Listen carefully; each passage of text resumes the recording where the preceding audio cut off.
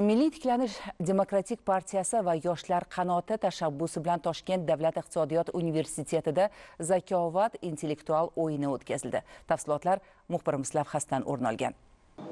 O'zbekiston Milliy tiklanish demokratik partiyasining 2025-2029 yillarga mo'ljallangan saylovoldi dasturida aholi o'rtasida kitobxonlik madaniyatini shakllantirish reja qilingan edi. Ushbu vazifalar ijrosini ta'minlash maqsadida tashkil etilgan zakovat intellektual o'yinida 30 dan ortiq jamoalar 8 turda o'zaro bilimlarini sinovdan o'tkazishdi. Mazkur o'yinni tashkil etishdan asosiy maqsadimiz aynan yoshlarimizda kitobxonlik madaniyatini shakllantirish, ularni kitob o'qishga bo'lgan muhabbatini yanada oshirishga qaratilgan.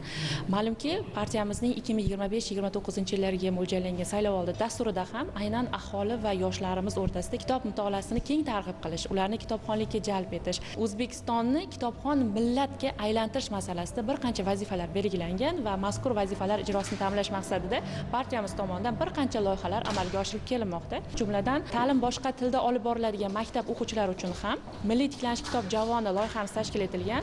Aynan mana shu loyiha doirasida biz Toshkent viloyati va Toshkent shahrida ta'lim boshqa tilda olib boriladigan maktab o'quvchilari uchun kutubxonalar tashkil etganmiz. Bundan tashqari bizni yoshlar bo'limimiz tomonidan, yoshlar qanoti faollari tomonidan ham aholi orasida, yoshlar orasida juda ko'p aksiyalar tashkil etamiz. Musobaqaga Mutolaa onlayn platformasi hamkorlik qildi. Bellashuv davomida jamoalarga kitobxonlik va ilmiy ma'rifiy mavzularga oid savollar taqdim etildi. Bu o'yindagi taassurotlar haqida gapirsam, biz o'zi 6 kishilik jamoada Milliy tiklanish demokratik partiyasi va yoshlar parlamentini eng faol kitobxon yoshlar jamlandik va bu yerda men uchun shaxsan eng quvonarlisi ijodkor bo'lganim uchun ham savollar ichida mutolaa loyihasida berilayotgan badiiy asarlardagi qahramonlardan ham savollar tushyapti. Bu juda ham quvonarli hol, sababi bugungi globallashuv davrida yoshlarimizni badiiy mutolaaga, kitobxonlikka targ'ib qilishni o'zi bo'lmaydi. Chunki bugungi kunda internet biz bilan kitob o'rtasidagi raqobat bo'layotgan zamonda bu juda ham murakkab mavzu va bugun zakovat intellektual o'yinida mana shunday har bitta raundda kitoblardan savollar tushyapti va Milliy tiklanish demokratik partiyasining ham asosiy bosh g'oyasi bo'lgan o'sha ma'naviyat, tarbiya, ijtimoiy masalalarda yoshlarni fikrlashini o'stirish degan oldiga qo'ygan g'oyalari bugun zakovat o'yinida batafsil singdirilib borilyapti.